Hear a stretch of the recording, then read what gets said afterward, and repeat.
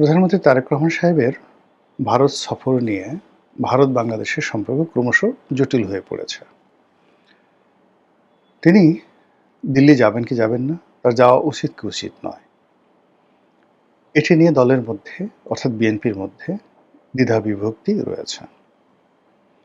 যারা social influencer রয়েছেন প্রায় সবাই তারেক রহমান সাহেব যেন দিল্লিতে না যান, এবং তিনি দিল্লিতে গেলে নানা রকম দুর্ঘটনা ঘটবে, নানা রকম বিপত্তি ঘটবে, এটা তার জন্য ভালো হবে না, এই ধরনের নানা রকম প্রচার এবং প্রোপাগান্ডা দেশে এবং দেশের বাইরে থেকে চালানো হচ্ছে।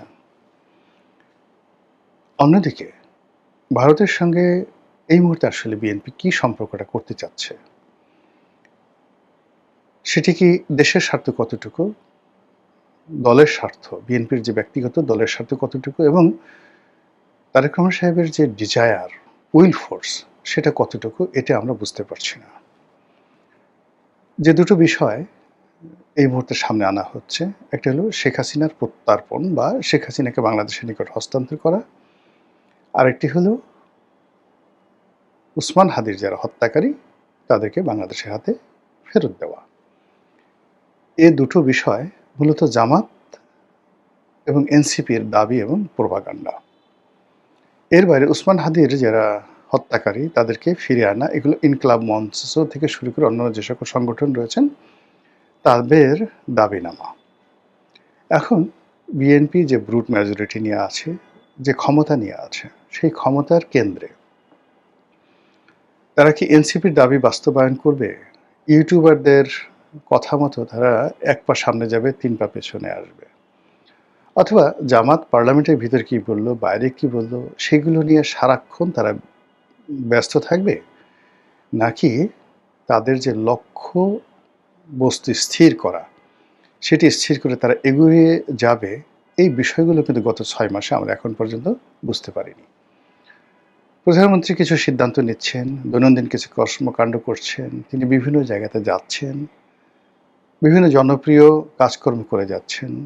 এতে করে আমাদের রাষ্ট্রের, সরকারের, দেশের মানুষের যে মৌলিক কোনো পরিবর্তন হচ্ছে না, বরং অর্থনীতি, জ্বালানির সমস্যা, এরপর মানুষের কর্মসংস্থান, মানুষের স্বপ্ন দেখা, কর্ম উদ্দীপনা, মানুষের মধ্যে যে হ্যাপি ভাব, সেই জিনিসগুলো ক্রমশ নিচের দিকে নামছে।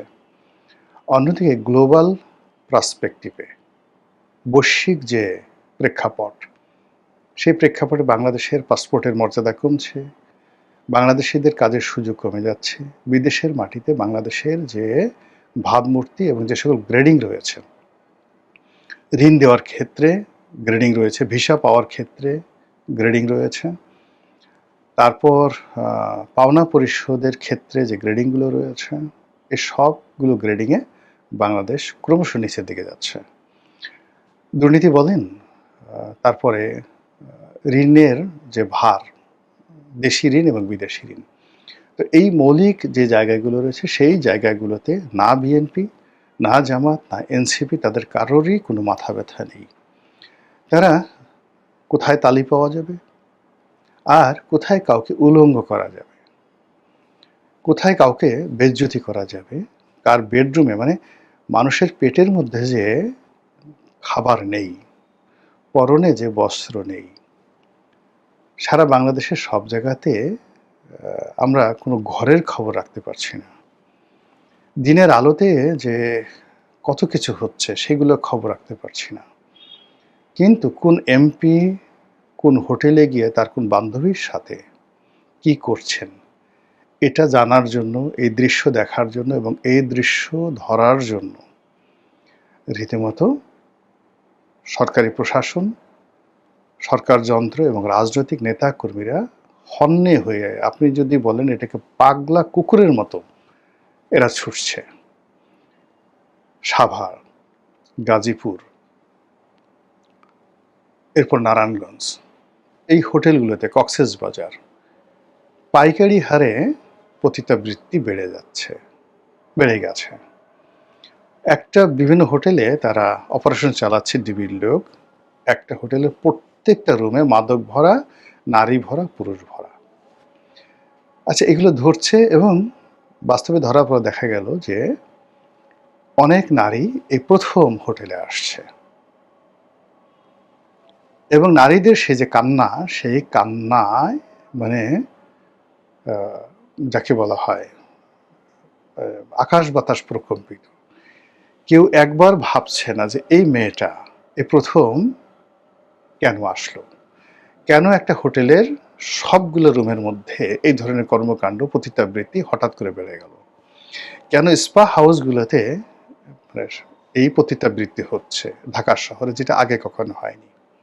মূল কারণ অভাব, চাকরি নেই, ঘরে খাবার নেই। নারী ঘরে যে শিশুটা রেখে আসছে তার দুধ নেই, ফলে সে দেহ বিক্রি করে তাকে তার সন্তানের খুন্দিবৃত্তি তাকে পূর্ণ করতে হচ্ছে। স্বামী অসুস্থ, হাসপাতালে ক্যান্সার রোগের চিকিৎসা, গত মাসে চাকরি হারিয়েছে, চাকরি হারানোর পর সে স্ট্রোক করেছে, ঘরে খাবার নেই। এই নারী দেহ বিক্রি করার জন্য রাস্তায় বের হয়েছে। খুঁজে গিয়ে দেখেন, প্রত্যেকটা পতিতালয়ের ইতিহাস গিয়ে দেখেন, কেউ ঢং করে সং করে এই অপকর্ম করতে আসে না। ২ নম্বর হলো যে সমস্ত ছেলেরা এখানে যাচ্ছে, এই যৌনতার জন্য যাচ্ছে, তারা স্বাভাবিক অবস্থায় কেউ যৌনতাতে যায় না। ফ্রাস্ট্রেশন, বাড়ির টাকা চুরি করে ঘরের অশান্তি দূর করার জন্য এই পাল্লা দিয়ে একটা তরুণ সম্প্রদায়, বিপদগামী একটা শ্রেণী, মানে একটা সমাজে যখন সবচেয়ে পচন শুরু হয়ে যায়, অভাব শুরু হয়ে যায়, তখন সেখানে পতিতাবৃত্তি শুরু হয়ে যায়। আপনারা হযরত আইয়ুব আলাইহিস সালামের কাহিনী জানেন না? যে তার স্ত্রী বনের ধারে, তার মানে মানে ঘা হয়ে গেছে সারা শরীরে, গ্রামবাসী তাড়িয়ে দিয়েছে, তার স্ত্রীকে কেউ কাজ দেয় না, না খেয়ে আছে, স্ত্রীও না খাওয়া, স্বামী তো না খাওয়া। সাহায্য চাইতে গেছে, এক ভদ্রলোক বলল তোমাকে দেহ দান করতে হবে। তো বললো যে আমি এটা পারবো না, আমার স্বামীর অনুমতি ছাড়া পারবো না। তো বললো তোমার স্বামীর অনুমতি নিয়ে আসো, আমি এছাড়া দেব না। নবীর স্ত্রী, এটা কি আপনারা জানেন না? এই যে এই জিনিসগুলো যে হচ্ছে বাংলাদেশে, সেই ব্যাপারে বিএনপিপন্থী বুদ্ধিজীবী, সামরিক বিশেষজ্ঞ, তারা কিভাবে ভারতে 7 সিস্টার দখল করবে, কিভাবে তারা বাংলাদেশকে সিঙ্গাপুর নয় সরাসরি আমেরিকা বানিয়ে ফেলবে, এই চিন্তা করছে। অন্যদিকে গার্মেন্টস ফ্যাক্টরি থেকে গত 6 মাসে যে অন্ততপক্ষে 10 লাখ লোক কর্ম হারিয়েছে, তার মধ্যে 8 লাখ মহিলা। সাভারে গিয়ে দেখেন কান্নার রোল, প্রত্যেকটা বাড়ি ঘরে মহিলারা ঘুরতেছে বুয়া হওয়ার জন্য। মা থাকে, মেয়ে থাকে, একটা পরিবারের 4 জন 5 জন কাজ করে পাগলের মতো ঘুরতেছে এবং ডেইলি একটা বাসায় ঘর ঠর ঝাড়ু দিয়ে 100 টাকা 200 টাকা পায়। সেই 100 টাকা 200 টাকা দিয়ে কোনো মতে বাড়ি ভাড়া দিতে পারছে না, খালি একটা পাউরুটি চা খাইয়ে অনেক মহিলারা সাভারের রাস্তায় ঘুরতেছে। নারায়ণগঞ্জের একই অবস্থা, গাজীপুরে একই অবস্থা, শিল্পাঞ্চলের একই অবস্থা। এখন এই মহিলাগুলো যাদের ধরেন দেহ বিক্রি করার একটু সুযোগ আছে, সে 1 দিন 2 দিন 3 দিন কয়দিন না খেয়ে থাকবে বলেন? আপনি পারবেন? আপনিও তো পারবেন না, ছেলেরাও পারবে না। পেটের ক্ষুধার কাছে কোনো কিছু থাকে না। এই ক্ষুধার যন্ত্রণায় যে হোটেলগুলো ভরে গেছে, এটা অনুভব না করে পুলিশের কর্মকর্তা, স্থানীয় মাস্তান, রাজনৈতিক কর্মীরা ওখানে ঝাঁপিয়ে পড়তেছে। তারা এই মেয়ের উলঙ্গপনা দেখবে, এই মেয়ের মুখের ছবি তুলবে, তাকে মারধর করবে, তার কাছ থেকে, ছেলের কাছ থেকে ওই শেষ সম্বলটুকু যারা ওখানে কাস্টমার খরিদ্দার হিসেবে গেছে তাদের কাছ থেকে টাকা আদায় করবে। এটা ব্যবসা চলে পুরো ইন্টারনেটে, ডেইলি কোটি কোটি ভিউ হচ্ছে। একইভাবে কোন জামাত নেতা কোন লোকের বাসায় গেল, এটা বিএনপি লোক প্রচার করতেছে। বিএনপির কোন লোক গিয়া কোন বাসায় গিয়া যুবদল ছাত্রদলের ছেলে এইভাবে যৌনতা করতে গিয়ে ধরা পড়লো। মানে আমাদের দেশে যেখানে এরকম মেজর সমস্যা, সেই সমস্যাগুলো যেখানে রাষ্ট্র, সরকার প্রধান স্ট্রিক্টলি সেই বিষয়গুলো নিয়ে থাকবে, সেই মৌলিক বিষয়গুলো বাদ দিয়ে যখনই 99.99% মানুষ এই ধরনের বিষয়গুলো নিয়ে জড়িত হয়ে যায়, তখন সেখানে দুর্ভিক্ষ ছাড়া, সরকার পরিবর্তন ছাড়া, জনযুদ্ধ ছাড়া, একটা সিরিয়া হওয়া ছাড়া একটি ইরাক হওয়া ছাড়া, একটি লিবিয়া হওয়া ছাড়া সেখানে আর অন্য কোনো উপায় থাকে না। যেটা বলছিলাম, ভারতের তারেক রহমান সাহেবের যাওয়া, এখন এই যাওয়া নিয়ে সরকারের পক্ষ থেকে কোনো কনক্রিট সিদ্ধান্ত নেই যে ইয়েস উই মাস্ট গো, আমরা যাব। যে যাই বলুক না কেন আমাদের যাওয়া দরকার, আমাদের গঙ্গার পানি দরকার, আমাদের ডিজেল দরকার, আমাদের বিদ্যুৎ দরকার, আদানি থেকে বিদ্যুৎ দরকার, আরও বিদ্যুৎ দরকার, আমাদের ডিজেল দরকার, গঙ্গার পানি দরকার, এবং এই মুহূর্তে ভারতের লোন দরকার, সব কিছু দরকার। অন্য কোনো দেশ আমাদেরকে এই মুহূর্তে দেবে না, আমরা যাবো সেখানে। কে কী বললো না বললো সেটা পরের ব্যাপার। অথবা আমরা যাব না, আমরা যাব না, আমরা দেখব ডক্টর মোহাম্মদ ইউনূসের মতো আমরা দেখব, দেখি কি হয়, মরে যাব, না খেয়ে মরবো, ঘাস খেয়ে মরবো, তবু আমরা ভারত যাব না। সরকার কথা বলছে না, সরকার কথা বলছে না। কথা না বলে তারা একটার পর একটা যে সিদ্ধান্ত নিচ্ছে বা চুপ থাকছে বা যা কিছু করছে, এতে করে দেশের সমস্যা বাড়ছে এবং সরকার ক্রমশ আন্তর্জাতিক অঙ্গনে অবিশ্বস্ত হয়ে পড়ছে। ভারতের সাথে বাংলাদেশের যে আনপ্রেডিক্টেবল যে সিদ্ধান্তগুলো, সেই সিদ্ধান্ত চীন কি দেখছে না, সৌদি আরব কি দেখছে না? তখন তারা বলবে আরে তোমরা ওদের সাথে যে কাজ করেছো আমাদের সাথে তো ঠিক সেম কাজটি করতে পারো। কাজেই সরকার কিন্তু একটা সময় তার বিশ্বাসযোগ্যতা হারিয়ে ফেলবে। আজকে এই ভিডিওটা করেছে 17 তারিখে, মানে আগস্ট মাসের 17 তারিখে, যে খবর এসেছিল যে তারেক রহমান সাহেব 22 তারিখ থেকে 26 তারিখের মধ্যে তিনি যাবেন, 2 দিন থাকবেন, এবং সেখানে একটা হোটেল বুক করা হয়েছিল এবং সেইভাবে কিন্তু দুই পক্ষের মধ্য থেকে কিন্তু একটা ইতিবাচক কথা হয়েছিল। কিন্তু এর মধ্যে এমন কি ঘটল, সরকারের পক্ষ থেকে বলা হলো যে যেভাবে তারেক রহমান সাহেবকে পাত্তা দেওয়ার কথা, যেভাবে তাদের আগ্রহ থাকার কথা, যেভাবে বাংলাদেশের প্রধানমন্ত্রী ভারত সফর করবেন যে গুরুত্ব দেখানোর কথা, সেই গুরুত্ব ভারত দেখাচ্ছে না। এটা আমাদের দেশের সরকার বিবৃতি দিচ্ছে। আপনি চিন্তা করেন যে এর সাথে অপমানজনক বিষয় কি হতে পারে, যেখানে বেগম জিয়ার মৃত্যু উপলক্ষে, জানাজা উপলক্ষে স্বয়ং তাদের রাষ্ট্রপতি, তারপর সরকার প্রধান অর্থাৎ নরেন্দ্র মোদীর প্রতিনিধি রূপে স্বয়ং জয়শঙ্কর বাংলাদেশে এলেন তারেক রহমান সাহেবের সাথে বৈঠক করার জন্য, দেখার জন্য, এই জানাজা অংশগ্রহণ করার জন্য। সম্মান তো এর চেয়ে হতে পারে না। আপনি একটা মানুষকে ধরেন প্রথমে আপনার বাসায় আসছে, প্রথম দেখাতে আপনি তাকে কোলে নিলেন, চুমো দিলেন, পোলাও কুরমা বিরিয়ানি খাওয়ালেন বা আয়োজন করলেন যে আসেন, অজুর পানি দিলেন, যত রকম পীর মোর্শেদকে যেভাবে সম্মান করে এভাবে সম্মান করলেন। কিন্তু খাবারের আগে আগে কিছু একটা ঘটলো, কিছু একটা ঘটার পরে আপনি এই যেই লোকের জন্য আপনি গেট সাজিয়েছেন, যেই লোকের জন্য আপনি পোলাও কুরমা রান্না করেছেন, অজুর পানি এগিয়ে দিয়েছেন, বিছনাপাতে সব রেডি করেছেন এবং বাড়ির ছেলে মেয়েদেরকে নতুন জামা কাপড় পরিয়েছেন, সেই মানুষটিকে আপনি ঘাড় ধরে বের করে দিলেন। আচ্ছা, এই কাজটা আপনি কখন করবেন? প্রথম কাজ হলো আপনি পাগল হয়ে গেছেন। দ্বিতীয় জিনিস হলো যে ওই যে মেহমানের জন্য আপনি এই আয়োজন করেছেন, সে মেহমান এমন কোনো মন্দ কাজ করেছে, এমন কোনো খারাপ কাজ করেছে যে খারাপ কাজের কারণে আপনি আপনার মেজাজ ঠিক রাখতে পারছেন না। তো সেক্ষেত্রে আপনি কাকে দায়ী করবেন? মেহমানকে দায়ী করবেন, মানে যারা সাধারণ মানুষ? যদি আপনার সদিচ্ছা না থাকতো আপনি তো পোলাও রান্না করতেন না, আপনার সদিচ্ছা না থাকলে আপনি বাড়িতে এত বড় আয়োজন করতেন না। তো সেক্ষেত্রে ভারতের যদি সদিচ্ছা না থাকতো তাহলে তো জয়শঙ্কর বাংলাদেশে বেগম জিয়ার অনুষ্ঠানে আসতেন না। বেগম জিয়ার সাথে তো দীর্ঘদিন যাবৎ ভারতের ভালো সম্পর্ক ছিল না। ভারত খুব সিরিয়াসলি যখন প্রণব মুখার্জি বাংলাদেশে এলেন, তার সঙ্গে যখন বেগম জিয়া দেখা করলেন না, তখন এটাকে তারা ভীষণ রকম অবমাননা করে একটা বিষয় হিসেবে নিয়েছিল। এর ফলে বহুদিন বহু চেষ্টা করেও কিন্তু বিএনপি ভারতের সাথে সম্পর্ক স্থাপন করতে পারেনি। সেই ভারত যখন সেখান থেকে ইউটার্ন নিয়ে তারেক রহমান সাহেবের সাথে সম্পর্ক করেছে, বেগম জিয়ার সেই ফিউনারাল অনুষ্ঠানে জানাজাতে অংশগ্রহণ করেছে, তারেক রহমান সাহেবকে টেলিফোন করে অভ্যর্থনা জানিয়েছে এবং তাকে সপরিবারে ভারত ভ্রমণের আমন্ত্রণ জানিয়েছে নরেন্দ্র মোদী। তো সেই ভারত যদি অলনে ছাড়েন, বলে যে we don't have any interest, কোনো ইন্টারেস্ট নাই, অথবা তারেক রহমান সাহেব আসলে আসতে পারে, আমাদের একজন ওই মন্ত্রী, উপমন্ত্রী, সে তাকে এয়ারপোর্টে নিয়ে যাবে, নরেন্দ্র মোদী এই 5 মিনিট তার সাথে কথাবার্তা বলবে, চেষ্টা আনাকুম জানাকুম। যদি এটা হয় তাহলে এই যে তারেক রহমান সাহেব যে ক্ষমতায় এলেন, ক্ষমতায় আসলেন বা বাংলাদেশে এলেন, প্রথম ৩ মাসের সাথে ভারতের সাথে তার যে সম্পর্ক, তার সঙ্গে আজকের এই অবনতি কে হলো? দায়ী কি ভারত? না বিএনপি? এটা আমাদেরকে অ্যাসার্টেন করতে হবে। এটা বিএনপিকে বুঝতে হবে, এটা তারেক রহমান সাহেবকে বুঝতে হবে। সেই জায়গাটা সরকারের কারো পক্ষ থেকে কোনো সন্তোষজনক এবং সম্মানজনক বিবৃতি নেই। এখানে পররাষ্ট্র মন্ত্রণালয় একটা আমলাতান্ত্রিক জটিলতার মধ্যে পড়ে গেছে। একজন পররাষ্ট্রমন্ত্রী আছেন যিনি হাফ মিনিস্টার, নির্বাচিত নয়, দলের নয়।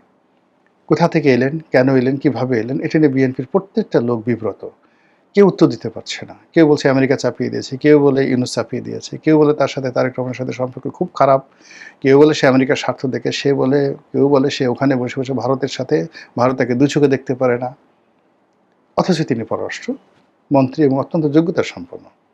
এরপর হুমায়ুন কবির, তাকে দেওয়া হয়েছে উপদেষ্টা, সে বসে প্রধানমন্ত্রীর কার্যালয়ে। এখন হুমায়ুন কবিরের কতটুকু ক্ষমতা, শামা ওবায়দের কতটুকু ক্ষমতা, তাদের কতটুকু পারঙ্গমতা রয়েছে, তারা কতটুকু কূটনৈতিক ভাষা বুঝেন, একেবারে নতুন। মানে শামা ওবায়দও নতুন, হুমায়ুন কবিরও নতুন। এখন তারা মানে এরকম বাংলাদেশের মতো একটা 18 কোটি মানুষের একটা রাষ্ট্র, যেখানে আর কয়দিন পরে আমাদের ইকোনমি ট্রিলিয়ন ডলার ইকোনমি হয়ে যাবে, এরকম একটা ইকোনমিতে পররাষ্ট্র মন্ত্রণালয়ের একজন হাফ মিনিস্টার আর বাকি একজন উপদেষ্টা আর একজন প্রতিমন্ত্রী, যারা কিনা নবীন, একেবারে নবীন, শিক্ষানবিশ, স্টিল তাদের ড্রেস কোড, তাদের ইংরেজি বলা, তাদের ড্রেস কোড, তাদের হাসি, তাদের কোনো কিছুই not up to the mark. এটা নিয়ে, এই দুর্বল ভঙ্গুর অবস্থা নিয়ে তারেক রহমান সাহেব কীভাবে আগাবেন? ভারত, পাকিস্তান, চীন, মানে যে রাষ্ট্রগুলোর সঙ্গে আমাদের এই মুহূর্তে সম্পর্ক খুব মানে গুরুত্বপূর্ণ, এরপরে যাকে বলা হয় সৌদি আরবিয়া, আমেরিকা, এখন এখানে একজন প্রধানমন্ত্রীকে উপস্থাপন করার জন্য, যেমন ধরেন বেগম জিয়ার অনেক দুর্বলতা ছিল, কিন্তু তাকে যখন আমেরিকা নিয়ে যাওয়া হতো, তাকে যখন প্রেসিডেন্টের সাথে বসানো হতো, তাকে যখন ভারত নিয়ে যাওয়া হতো, তার সাথে এমন একটা এক্সপার্ট টিম থাকতো, তার ড্রেস কোড, তার বসা, তার হাঁটা চলা, তার রিসিভ 100% প্রি-শিডিউল করা। কিন্তু এখানে তারেক রহমান সাহেবের সাথে এই পররাষ্ট্র মন্ত্রণালয় সংক্রান্ত যে রাষ্ট্রদূতদের বৈঠকগুলো হচ্ছে, বিদেশি ডেলিগেটসদের সাথে বৈঠক হচ্ছে, যেভাবে চেয়ার সেট আপ করা হচ্ছে, যেভাবে তারেক রহমান সাহেবের ড্রেস কোড, মানে কোনো কিছুই আপ টু দ্য মার্ক নয়। ফলে কি হলো, এই যে ভারতের সাথে যে সম্পর্কটি, এই সম্পর্কটিকে আবার সামাল দিয়ে সামনে আমেরিকাতে গিয়ে সে যে বিপদে পড়বে না, তার কোনো নিশ্চয়তা আছে? আপনারা তো জানেন যে আমেরিকা এবং কানাডা খুব ভীষণ রকম জটিল একটা দেশ। আমেরিকার সাথে কানাডার সাথে বিএনপিরও সম্পর্ক ভালো, এখন পর্যন্ত সম্পর্ক ভালো নয়। আর ব্যক্তিগতভাবে তারেক রহমান সাহেবের সাথে কানাডা এবং আমেরিকার সম্পর্ক ভালো নয়। তো সেক্ষেত্রে উনি জাতিসংঘের অধিবেশনে যাচ্ছেন, সেখানে তিনি পরপর গার্ড অব অনার পাবেন, সম্মান পাবেন, ওখানে বাংলাদেশি কমিউনিটিরা তাকে রিসিভ করবে, আওয়ামী লীগের লোকজন ওখানে বাদরামও করবে না। আপনি দেখেন ইউনূস সাহেব যেভাবে লন্ডন গেলেন, লন্ডনে তাকে আওয়ামী লীগের লোকজন যে রিসিপশন দিয়েছে, এখন তারেক রহমান সাহেব যদি লন্ডনে যান বা আমেরিকাতে, নিউ ইয়র্কেতে যান, যাওয়ার পরে যেই সময়টাতে শেখ হাসিনা জাতিসংঘ যেতেন, প্রত্যেকবার তো যাকে বলা হয় আওয়ামী লীগের, বিএনপির যারা লোকজন আছে তাকে ভীষণ রকম ডিস্টার্ব করতো। ইভেন তিনি যখন ওয়াশিংটন যেতেন, হোটেলের সামনে শত শত লোক দাঁড়িয়ে তাকে যে অকথ্য ভাষায় গালাগালি করতো। এখন তারেক রহমান সাহেব আমেরিকাতে যাবেন, তো সেখানে বিএনপি যে গালাগালি করতো, তার চেয়ে এখন 100 গুণ বেশি শক্তি নিয়ে লন্ডনে, আমেরিকাতে আওয়ামী লীগের লোকজন আছে না, সেখানে নেতারা আছে, মন্ত্রীরা আছে, এমপিরা আছে, টাকা আছে, সোর্স আছে। ফলে এটাকে নিয়ে তারা দেখা গেলো একটা অ্যাড ফার্মকে নিয়োগ করেছে হয়তোবা। তারেক রহমান সাহেব যদি লন্ডনে আসে, তাহলে আমরা এমন কিছু করব সেটা যেন সারা গ্লোবাল মিডিয়াতে ওইভাবে আসে। এটা কিভাবে সামাল দেবেন আপনি বলেন? কিন্তু যদি দিল্লিতে আপনি যেতেন, ইসলামাবাদে যেতেন, তারপরে আপনি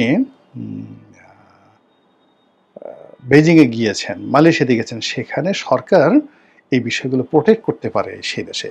দিল্লিতে সেখানে একটা ট্রু শব্দ আওয়ামী লীগের লোকজন করতে পারতো না, কিন্তু নিউ ইয়র্কে করতে পারবে, লন্ডনে করতে পারবে, প্যারিসে করতে পারবে, সুইজারল্যান্ডে করতে পারবে, এনি ইউরোপিয়ান কান্ট্রিতে করতে পারবে, ডিউ টু এটা তাদের একটা ডেমোক্রেটিক রাইট। তো সেই জায়গাগুলোতে তারেক রহমান সাহেবকে নেওয়ার চেষ্টা করা হচ্ছে। আর যে জায়গাগুলোতে তার সম্মান এবং মর্যাদা বৃদ্ধি পেত সেই জায়গাগুলোতে একটার পর একটা প্রবলেম তৈরি করা হচ্ছে।